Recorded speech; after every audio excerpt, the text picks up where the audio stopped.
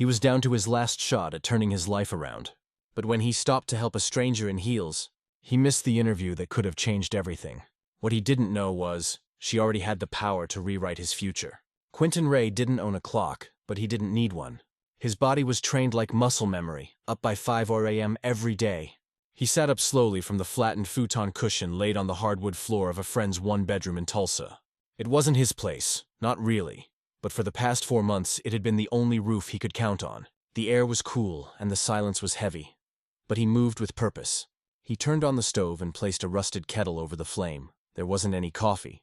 But he wasn't after that. He needed steam. Enough to press the only button-up shirt he owned. Pale blue with a frayed collar and a missing cuff button.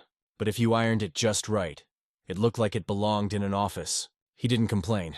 Quentin never did. Complaints didn't pay bills, they didn't get you interviews, and they sure didn't fix a resume with a 2-year gap that started the same day his mom passed and ended with an eviction notice. He pressed the shirt carefully, breathing in the warmth, the wet air filling the kitchen like a memory. Then he moved to his shoes. Black leather cracked at the sides but still whole. He dabbed a towel in cooking oil and rubbed the surface. Just enough to catch a faint shine. Interview at 10, don't be late, he muttered to himself in the cracked mirror. By 7:30, he was out the door, a half-eaten granola bar in his pocket. Bus fare and coins borrowed from Mr. Lawton downstairs, a retired veteran who spent most days watching old westerns at full volume. Quentin had promised to pay him back the moment he got hired. He walked to the bus stop with his head up. He wasn't going to let desperation show. He'd read somewhere, maybe on a job site, that how you carry yourself matters more than your resume. So he carried himself like someone with options, not like someone who hadn't had a steady paycheck in over a year. It was a cool morning in Tulsa. The sky still half dim, and the sidewalk still mostly empty. He walked the last 2 blocks instead of transferring to a second bus, partly to save the fare, mostly to clear his head. Each step forward was like rehearsing a line.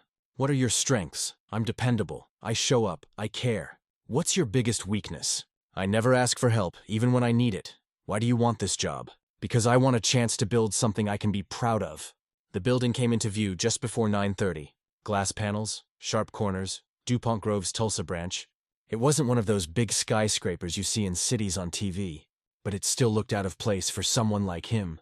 Still, Quentin stood straighter as he approached. This was it, but just a few steps before the crosswalk. Something odd caught his attention. A woman, elegant, well-dressed, balancing a designer tote in one hand and a coffee cup in the other, was stuck, not frozen or panicked, literally stuck. One of her heels had slipped into a crack between the sidewalk panels near the corner of Elm and 14th. She tried pulling her foot out, but the heel was deep and the angle was awkward. Cars slowed, some honked, she looked down, then around, frustrated, probably embarrassed. Quentin didn't think about it. He just stepped forward, but just as he reached her, his pocket buzzed. He ignored it. He had a decision to make fast. Quentin didn't even hesitate. The suit, the bus fare, the interview, all of it faded for a second. Need a hand? He asked. Crouching without waiting for a yes, the woman glanced down, startled. Up close, she looked like someone who'd never missed a hair appointment. Tight bob, clean makeup, silk blouse under a navy trench coat. Probably late 30s, maybe older, but composed. The kind of woman who walks into a room and makes people straighten up without saying a word. I don't know what happened, she said, trying to laugh it off. But her voice had that edge of panic that people carry when they're trying not to show it. No worries, Quentin said, kneeling and gently gripping the base of her heel. You're stuck right in the crack. Got it deep, too. She braced herself against a nearby pole while he worked. Watch the cars, she muttered, more to herself than to him. I swear people drive like maniacs down here. Quentin smiled as he shifted the heel side to side. Yeah. They don't slow down for anybody unless there's sirens. The shoe wouldn't budge at first. It was wedged tight, and the rubber from the sole had started to peel. The woman grimaced as she looked at it. I just bought these, she said, sighing. 5th pair this month, Quentin chuckled. I've had these shoes since junior year of high school. Can't imagine going through 5 in a month. There was a pause. She looked down at him, then softened a little. You in a rush? He didn't answer right away. A part of him wanted to say yes, that he had an interview, that he might be late, that this might be the only shot he had to get his foot in the door. But instead he gave a quiet, honest sort of, but I'm not leaving you stuck here. With one more twist, the heel popped free. She stumbled slightly, and he caught her elbow just in time. There we go, he said. Thank you, she exhaled. Adjusting her shoe, seriously, I thought I was going to have to yank my foot out and go barefoot. That'd be one way to make an entrance, she smiled. Now for real. What's your name, Quentin? He said. Standing upright and brushing off his pants, Quentin Ray, Quentin Ray, thank you. I owe you one. She checked her watch and winced. I'm actually late myself. Then she took off, weaving through the crowd with the kind of stride that didn't invite further conversation. Just like that, she was gone. Quentin finally looked at his own watch. 9:54, his chest tightened. The interview was at 10. The building was still across the street. He ran, dodging a delivery truck and nearly dropping his resume folder. The receptionist's desk came into view as he burst through the front doors, trying to hide his panic behind a forced smile. Hi, I'm here for an interview, he said out of breath. With DuPont Grove. 10 name's Quentin Ray. The receptionist looked at him calmly. Then at her computer screen she clicked a few times, then gave a polite smile that didn't quite reach her eyes. I'm sorry, Mr. Ray. Miss Ames was only scheduled until 10. She's already stepped out. Quentin blinked. Wait, can you check? I helped someone on the street. It was just a few minutes. She left about 5 minutes ago. I'm sorry. He stood there, still holding the folder like it had weight, like it meant something. His breath was shallow, but he forced it down. He didn't want to look angry or desperate. He forced a smile, the same one he practiced in mirrors, and nodded once, thank you. He walked out slowly this time, careful not to let the door swing too hard behind him. The world outside felt louder now. The buses seemed faster, the sun hotter. He sat down on the same bench he passed earlier, letting the folder rest on his knees. For a moment he let the thought enter. Maybe I blew it. Maybe I should have kept walking. But then he thought of that woman. How embarrassed she looked. How nobody else even stopped. And even though his hands were sweating and his stomach was empty, he told himself, doing the right thing doesn't always come with a reward. But it's still the right thing. Quentin stayed on that bench for a long time. He watched people stream in and out of the office building like it was just another Tuesday. The kind of day where things worked out, where meetings happened, where coffee got cold on polished desks while someone talked about projections. He imagined the office he didn't get to see, the chair he didn't get to sit in, the words he didn't get to say. The folder on his lap felt heavier now, like it knew it was useless. He didn't move until the shade shifted and the concrete warmed beneath him. Then slowly he stood up, adjusted his shirt, and walked 3 blocks to the corner store where Mr. Lawton's cousin worked the register. He used his last $2 to buy a bottle of water and a gas station sandwich that tasted like cardboard and shame back at the apartment. Mr. Lawton was asleep in his recliner, mouth open, TV blaring something about the news in Kansas. Quentin didn't wake him.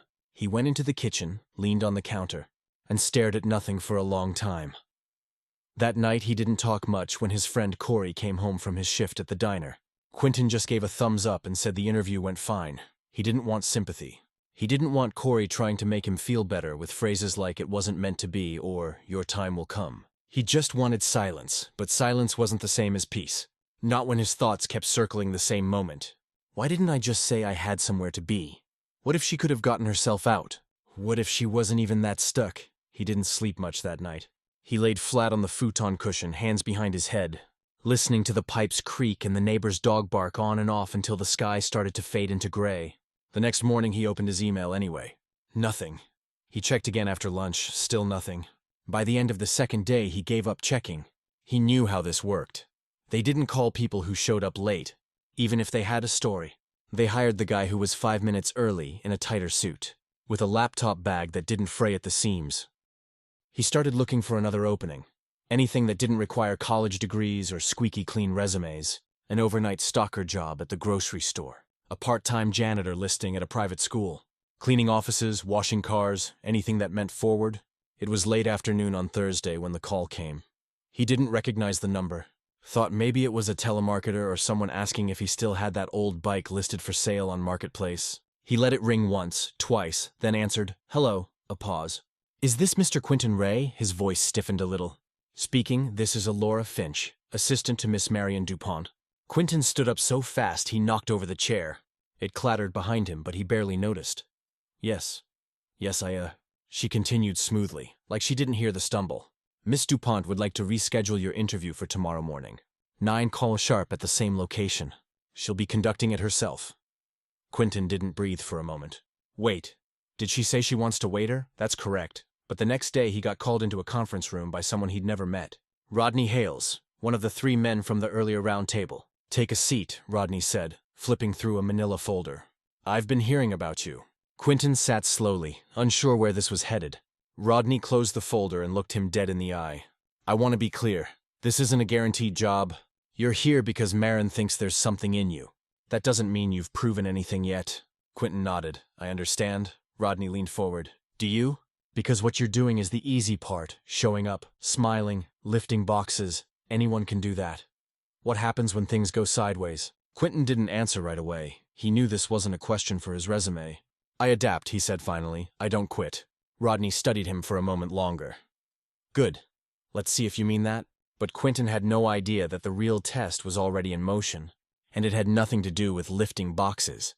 The next morning, Quentin arrived at Building B just before 7:45. Jessa still hadn't returned. Flew, apparently, and someone named Caden, a junior coordinator with more attitude than experience, was holding down the front desk. Second start called. Caden said, sipping an energy drink without looking up. They're short on hands again. Sayed they asked for you specifically. Quentin nodded. All right, I'll head there now. He grabbed a supply kit from the back, paper goods, hand sanitizer, printouts for the resource board, and made the 20-minute bus ride across town. When he got there, something felt off. The air was tense. The usual volunteers weren't around. A few of the residents he'd chatted with earlier that week were pacing the lobby, whispering low.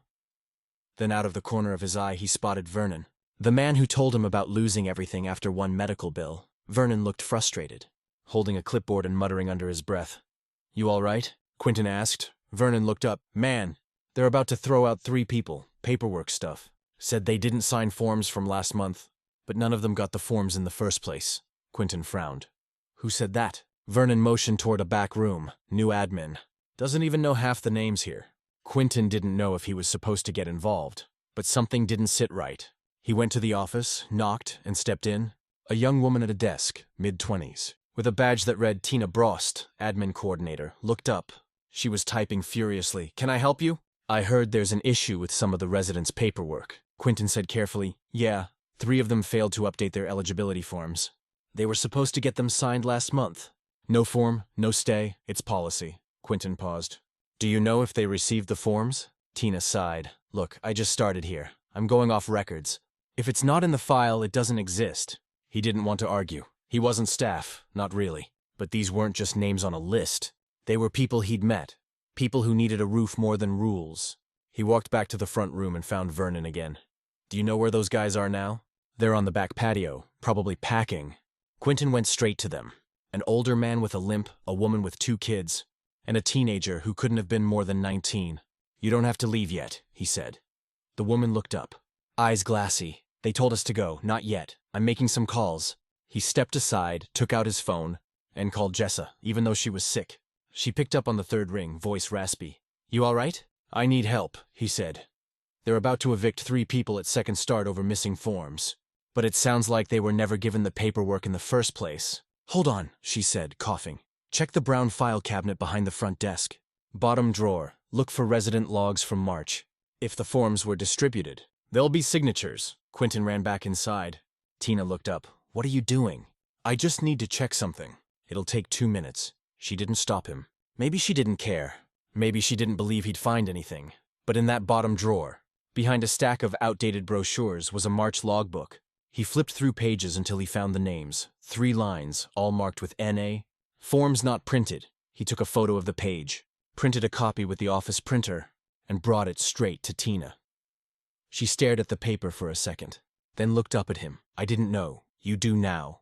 Tina didn't say thank you, but she didn't argue either. By noon, the 3 residents had their updated forms, a new deadline to return them signed, and a spot still waiting for them. Vernon clapped him on the back. Man, I don't know who you are, but you got it. We need more people like you. Quentin just smiled. He didn't tell anyone about it at first. Not Jessa, not Caden, not Marin. He didn't do it to earn points. He just couldn't walk away. But 2 days later, Marin called him into her office. And the first thing she said was, tell me about Tuesday at second start. Quentin sat across from Marin in her office again, this time in a chair that somehow felt smaller than before. She folded her hands, her expression unreadable. I got 3 calls yesterday, she said, eyes fixed on him. 1 from the shelter director, 1 from the admin you confronted, and 1 from a resident named Vernon. Quentin didn't flinch. He kept his voice calm. They were going to push people out over forms they never got. I didn't think that was right. It wasn't, Marin said. You did the right thing. That's not why you're here. He blinked. It's not? She leaned back slightly. I wanted to see if you'd mention it. You didn't. Not to Jessa, not to Caden, not to anyone. I didn't think I needed to. That's what impressed me. She stood, walked slowly to the window, then turned back.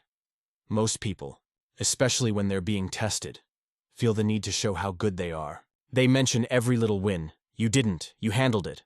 And you moved on. Quentin shifted in his seat. It wasn't about me. It was about them. She nodded. Exactly. There was a long pause between them. One that didn't feel awkward, just heavy with meaning. I didn't bring you here for charity, Quentin, she said. I brought you here because we need people who understand why this work matters. Not just how to do it. He looked at her, searching for the catch. So what now? She walked back to her desk, pulled a folder from a drawer, and set it in front of him. You know what our community branch looks like on the ground, in the field. What you haven't seen is what it looks like when we build from the inside. He opened the folder. Inside were blueprints, schedules, grant plans, a brand new community program, Lift Tulsa, a citywide partnership between DuPont Grove and 3 other local orgs. She continued. We're launching this in 3 months, and we need someone who can bridge both sides, the boardroom and the street. Someone who can walk into a bank at 10 a.m. and a food pantry at 3 p.m. and not change who they are. Quentin raised an eyebrow. You want me to run it? No, she said. Not yet. That'd be too much too fast. But I want you in the room. I want you learning everything. Strategy, funding, people management. I want to build you up for something bigger. He stared at the folder again. This doesn't feel real, he said. I know, she replied. It didn't for me either when I got my first shot. But someone gave it to me. I'm giving it to you. Quentin closed the folder slowly, still wrapping his head around it. Then she said something he didn't expect. You're going to meet people who underestimate you. Some won't say it, but you'll feel it. They'll wonder if you belong. And every time they question it, they'll be telling on themselves, not you. Quentin's throat tightened. He didn't know how to respond to that, she went on, quieter now. I've been in rooms where I was the only woman. Rooms where the money talked over me and the power ignored me. I stopped waiting for approval. So should you. He looked up. Why me, though? Marin walked around the desk and leaned on its edge. Because when I was stuck on the street in heels, I regret buying. Looking helpless. You didn't hesitate. You didn't even ask who I was. You just helped. A beat passed. That tells me more than any resume ever could. Quentin stood slowly. Then I'm in. I'm all in. She extended her hand. Not as a test this time, but as a promise. Good. We start Monday, real work this time. You'll sit in on planning sessions, partner meetings, and strategy calls. Bring questions, bring opinions, he laughed. I've got both. Then we're in business, as he walked back through the hallway, past the glass doors and out into the warm Oklahoma sun. It hit him. This wasn't just a second chance. It was the first real one, but not everyone in the company believed he belonged there. And someone was already planning to make that painfully clear. The punctuation continues this way through the entire remainder of your script. Ending kept exactly as you wrote, because helping someone when no one's watching, that's the part of the resume that actually matters if this story moved you. Even a little, share it with someone who needs to be reminded that doing the right thing always counts, and if you're building your own story, right? Now keep going. The right people are watching.